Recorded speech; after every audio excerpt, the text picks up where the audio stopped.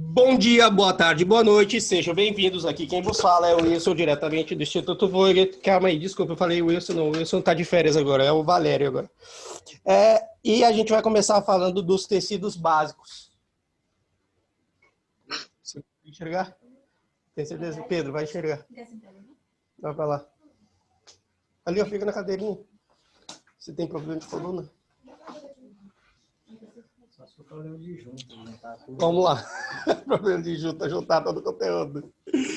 Vamos lá, então eu vou começar falando dos tecidos básicos, certo? A primeira coisa que a gente tem que entender são os níveis de organização. Isso aqui é bem rudimentar, bem tranquilo da gente poder entender. A gente tem célula, conjunto de células vão formar tecidos, conjunto de tecidos vão formar órgãos, o conjunto de órgãos vão formar sistemas, o conjunto de sistemas vão formar um organismo, certo? Um ser. Sistema aparato, né? Sistema aparatos, sinônimos. Amado. Vamos lá. Então, o que acontece? A gente vai falar agora, mencionar quais são os tecidos básicos, certo? Então, os tecidos básicos, a gente tem tecido epitelial, tecido conectivo, tecido muscular e tecido nervoso. Esses são os tecidos básicos, certo? Dentro de cada um desses tecidos básicos, a gente vai se aprofundando. Então, dentro do tecido conectivo, ele vai ser o quê? Ele vai se especializar e ele vai ter várias formas, vários tipos, né? Ele vai ter uma diversidade bem grande, porque dentro do tecido conectivo eu vou ter tecido cartilaginoso, tecido ósseo, tecido adiposo, tecido hematopoietético e o tecido linfático. Todos esses fazem parte do tecido conectivo, tá? Importante. Que às vezes vocês ficam bambeando, a professora pergunta, me fala tecido conectivo e você não tem ideia do que é tecido conectivo. Tecido adiposo é tecido conectivo, tecido hematopoietético é tecido conectivo. Continuemos. Pronto, isso aqui é importante. Quem tem essa apostila, essa parte aqui está no final da apostila, tá? Tá nas últimas páginas da apostila de histologia, tem isso aí. O que acontece? O que eu quero que vocês vejam aqui? Simplesmente para vocês verem os fenômenos de crescimento celular, tá? Então, por exemplo, assim, eu vou ter a hipertrófia, que é o aumento de tamanho da célula, e vai aumentar o volume da célula sem ter divisão celular. Então, aqui eu só aumentei a célula. A célula só foi aumentada de tamanho. Tem a célula normal e ela cresceu, ou seja, teve uma hipertrófia, tá? Isso é o que acontece. Quando eu tenho hipertrófia, eu tenho aumento da célula, aumento de volume da célula, mas não tenho mitose, né? Não tem divisão celular. O outro exemplo que a gente tem aqui é hiperplasia. Hiperplasia é o quê? Eu tenho um aumento do número das células e eu tenho também divisão celular, certo? Então, isso aqui é hiperplasia. Eu tenho um aumento no número das células e eu tenho divisão celular. Hiperplasia. Então, eu tenho que saber a diferença de hiperplasia e hipertrófia. Hipertrófia aumentou o volume, não teve divisão celular. Hiperplasia, eu aumentei o número e tive divisão celular, certo? Pronto. E eu posso ter a combinação das duas coisas. Eu posso ter hiperplasia e hipertrófia, que é isso que normalmente o pessoal que faz halterofilismo, fisiculturismo, eles trabalham para adquirir isso, para ter hiperplasia e hipertrófia, a combinação das duas coisas. Pronto. Todas as vezes que vocês verem um slide que não tem número, não tem na apostila, tá? Já mandei para vocês no início do dia todas as páginas que eu adicionei. Então, a orientação da célula é importante, né? Isso parece uma bobagem, mas tem gente que não entende. Que o quê? Eu tenho a célula, eu tenho um polo apical, ou seja, o polo que está em cima, e eu tenho um polo basal que está embaixo, certo? Eu tenho uma superfície que é livre, e eu tenho, normalmente, por debaixo do epitélio, eu tenho tecido conjuntivo, tecido conectivo. Porque lembre que o epitélio é avascular, então ele precisa de se nutrir de alguma forma. Como é que ele se nutre? Através de difusão simples, tá? Pronto. Aqui outra coisa, a origem embrionária de cada um dos tecidos. Importante, certo? Então tem que saber o seguinte, ó, o tecido epitelial a gente sabe que é um dos tecidos mais complexos, porque ele tem a origem dele, sai das 3 horras embrionárias.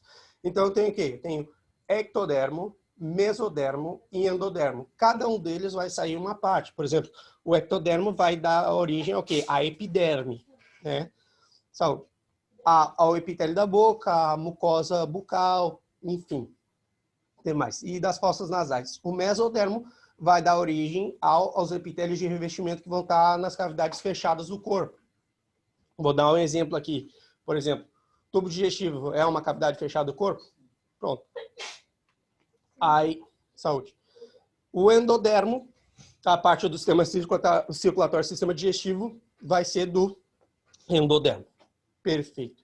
O tecido conectivo vem do mesodermo. Lembrem sempre que eu já falei, mesodermo é preenchimento. Então, pronto, tudo que tiver relacionado, por exemplo, o músculo é preenchimento? É. Osso é preenchimento? É. Sangue é preenchimento? É. Então, tudo isso aí vai vir do mesodermo. E como eu falei já, o tecido muscular é mesodermo também. Tá? E o tecido nervoso vem do ectodermo, porque ele vai fazer a relação com o mundo exterior. Ele tem que pegar os fenômenos que a gente tem do exterior para dentro, certo? Então, aí é importante a gente ter essa relação. Dos tecidos básicos, né? O que vai diferenciar os tecidos básicos entre si? Então, primeiro, o tamanho e a forma de cada um desses tecidos é diferente. A gente tem a quantidade do material intercelular ou intracelular, é diferente. Uns eu tenho escassa, uns eu tenho abundante, outros eu não tenho, certo? E cada um deles vai desempenhar uma função totalmente diferente. E assim, vocês vão ver em fisiologia que devido quem regula essa diferenciação celular é a entrada de cálcio. Então, quando o mediador, aqui o composto inorgânico, que é coisa da primeira parcial que eu sei que vocês todos já sabem, né? Que eu bati bastante em composto inorgânico, né? Pelo menos eu espero. Porque eu lembro das perguntas que eu fiz para tu e tu fazia cara de pastel. Tá? Pronto. Então, cada um deles vai desempenhar uma função diferente. Eu já fiz questão de colocar da forma mais resumida possível todas as informações mais importantes que vocês têm que saber. Já mandei no grupo, tá? Que é o quê? Eu tenho que saber o seguinte, ó, por exemplo, dos tecidos básicos, eu tenho que saber qual é a função do tecido epitelial. É tapizar. É tapizar. Aí quando eu falar mais uma vez, tapizar é o quê? Tapete. Tapete está fazendo o quê? Está cobrindo uma área específica. É isso. Tapizar é justamente isso, é cobrir uma área específica, certo?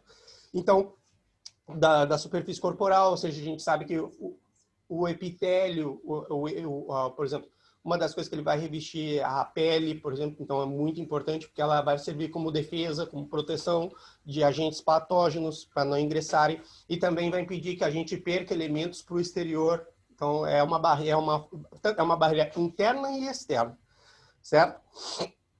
A gente vai tá revestindo principalmente as porções da secretora das glândulas. Então, aqui a gente tem vários exemplos. Estômago, pâncreas, enfim. Tudo que tiver função de secreção, eu vou ter o epitélio. De algum jeito, vou acabar tendo epitélio. A característica principal que a gente vai falar do tecido epitelial é que ele é avascular. E ele tem substância intercelular nula, certo? E isso acontece por quê? Porque quando a gente for estudar o tecido epitelial, a gente sabe que ele vai ser um conjunto de células justapostas. Então, a gente já sabe que eu não tenho espaço para substância intercelular. E aqui já, o nome já diz, né? Entre intercelular, entre as células. Então, eu já sei que entre as células tem muito pouco espaço, não, por isso que eu não tenho praticamente substância intercelular. O tecido conectivo, ele basicamente vai servir de suporte. Quando a gente fala suporte, é suporte para o organismo. Então, por exemplo, assim, se eu pensar, olha só, eu posso puxar vários exemplos de suporte que o tecido conjuntivo vai dar. Então, por exemplo, assim, tecido ósseo é suporte? Sim, ele serve de palanca para o movimento dos músculos. Então, ele é suporte. Tecido sanguíneo é suporte? É suporte também. Por quê? Eu tenho que pensar em suporte. Não no suporte de palanca, mas ele dá suporte para levar os nutrientes para todos os lugares do corpo. Então, ele dá suporte, certo? Outra coisa que eu tenho que ter em conta aqui, quando eu falar, por exemplo, se eu falar que ele cuida da parte imunológica, ele não está dando suporte, porque se tiver um organismo arreno no organismo e ele fizer a festa, tudo vai pro beleléu. Então, eu tenho que manter a homeostase, certo? Então, isso é importante. E aí, como eu já tinha falado, alguns exemplos, né? O osso, as vias sanguíneas, o sistema linfático, as paredes vasculares, enfim. Aqui, o que acontece? Então, a característica principal é que eles são diversos, ele tem várias formas e a função básica do tecido conectivo é dar suporte. Ou é da sustém, ou da nutrição, ele vai dar suporte. De algum jeito, ele vai acabar dando suporte. Não é o suporte que a gente está acostumado a ver, mas como ele é multifacetado, ele tem várias facetas, ele pode se apresentar de várias formas, certo? E aqui, diferentemente de todos os outros tecidos, eu tenho abundante substância intercelular. E aqui é importante a gente poder entender esse negócio de intercelular, porque olha só, se eu pegar e falar para vocês o sangue está onde? Está dentro da célula ou fora da célula? Fora, né? Então, e aí quando eu estou falando aqui abundante substância intercelular, então se ele está fora da célula, ele está passando entre as células. Então eu tenho o quê? Intercelular. Isso é o que vocês têm que entender. Entre, tá? Eu estou falando intracelular, eu estou falando entre as células, tá? Então, por isso, e essa é a diferença crucial que vocês têm que botar na cabeça. Por isso que eu tenho que saber que é abundante substância intercelular. Tecido muscular, a gente já sabe que ele basicamente vai dar o quê? Movimento, né? Então, vai dar um movimento para o corpo. A contração muscular é a coisa mais gritante, eu acho que de todos os tecidos, esse é o mais fácil para poder falar, para poder defender o tecido muscular. E, como exemplo, a gente tem os órgãos e os músculos, porque lembre que os músculos e os órgãos, né, que a gente fica falando músculo, a gente fica pensando no músculo esquelético, mas a bexiga tem músculo. A bexiga é o quê? A bexiga é um músculo? Não, a bexiga é um órgão. O fígado também tem músculo, e assim eu podia nombrar vários, o esôfago também, então a gente tem que botar na cabeça que músculo não é só músculo, que os órgãos são compostos de músculos e isso acaba dando a forma dos órgãos, certo? A estrutura fundamental, então, que vai diferenciar os órgãos realmente, a estrutura fundamental que vai acabar diferenciando um órgão do outro é o músculo, né? O tecido muscular. Então, por exemplo, se eu tenho uma circular média, uma longitudinal externa, eu vou ter uma forma diferente, né? Eu vou ter uma forma tubular, vou ter uma forma de bolsa. Olha só, a forma que se dispõe, a maneira que se dispõe o tecido muscular num órgão específico vai acabar moldando a forma dele, do órgão. Então, se eu sei que, olha só, circular interna, longitudinal externa, qual é a forma que tu acha que vai ter esse órgão? Tubular, é a resposta. Tubular. Eu sei. Tu queria chegar aí, eu te ajudei. Tá, tubular, tá? Tubular. É fácil, tubular. Tá? Substância intercelular não apresenta, né? Tecido muscular não apresenta. E aí, vamos lá, tecido nervoso, que é um dos meus favoritos. Inclusive, eu acho que eu falei para a Vanessa, digo, Vanessa, se você quiser aprovar tecido, a professora vai falar assim, ó, qual tecido você quer falar? Ou você puxa para epitelial ou você fala nervoso. Se você falar nervoso, você aprovou. Você não vai acabar falando tudo, né? Você sabe tudo, depois você não sabe sanguíneo, não. Sanguíneo também, sanguíneo, porque sanguíneo é bem complicadinho. Maravilhoso.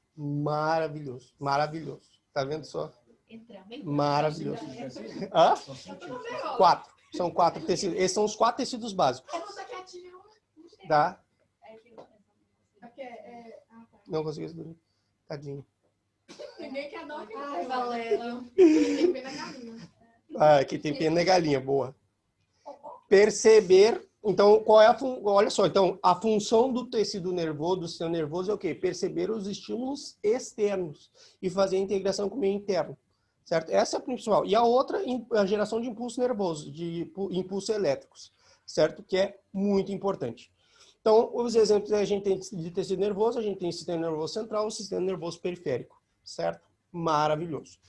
A característica, olha só, isso é importante. E quem fala isso aqui está praticamente... Porque a professora Soledad vai assim, ela vai começar a dar o sorrisinho. Então, vocês estão rindo, mas quando vocês estiverem rendendo, vocês vão começar a rir.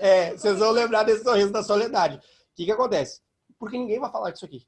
Então, o que acontece? O sistema nervoso central, ele é tão especializado, se especializa tanto para a função dele, que é uma função tão importante, tão nobre, que acontece? Ele se especializa tanto, sabe aquela pessoa que estudou, tá ultra especializada e ele também não sabe mais nada das outras coisas, ele só sabe aquilo ali. Ele ficou meio que bitolado. O sistema nervoso é mais ou menos assim, porque ele tem que fazer uma escolha no ciclo celular. Se ele quer virar uma célula nervosa, ele não vai participar do ciclo celular. Significa o quê? Que ele não vai ter divisão mitótica. Quando ele sai, tá? É G0, vai para G0. Ele sai da primeira mitose, aí vai entrar na interfase, seria G1, em vez de ele entrar em G1, ele entra em G0. Mas se ele quiser ser Não, ele não vai continuar. Ele vai cair G0. Ele não pode mais. Uma vez que o sistema nervoso não tem essa opção. Se ele pegou G0, virou célula nervosa, vai se especializar e dane-se o resto. Tá? Aí vem uma pergunta, né, interessante. Wilson, então, se eu perder uma neurona, eu perdi ela para o resto da vida? Sim. Sim. Não tem ressuscitação neuronal ainda. Ainda não tem. Né? Então, ainda não tem. Mas, que tem que colocar bem importante, mas, o que acontece? O detalhe aqui é que a gente vai ver o seguinte, que isso é importante e eu vou explicar por quê. Olha só, isso aqui tem importância clínica.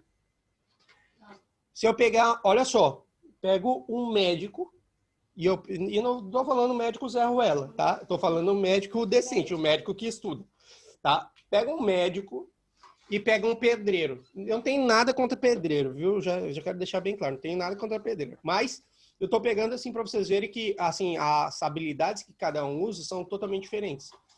Vocês dizem, ah, não, Wilson, mas o pedreiro pensa. Olha só, vamos fazer o esforço de nós pensarmos. Colocar um tijolo do lado do outro requer técnica? Sim.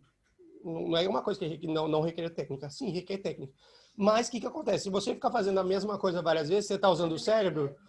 Não, você está usando o cerebelo. Então, isso não é uma função superior. Você está usando o cerebelo, que virou automático. Você está fazendo aquilo ali, o cara está pensando, vou botar esse tijolo, estou calculando 2 na 3 na menos 4 para botar o tijolo. Não, ele está fazendo automático. Ele já é quase intuitivo, certo? O médico já não. O médico ele tem que tomar decisão. O médico tem que consultar informações que ele tinha do passado enquanto ele estava estudando medicina. Tipo vocês agora. Aí o que acontece? O que a gente vai ver? A gente vai ver o seguinte, se os dois sofrerem um AVC, no mesmo lugar, com a mesma intenção, com a mesma proporção, o que vocês acham que vai acontecer com o médico e o pedreiro? Quem se recupera primeiro? O médico.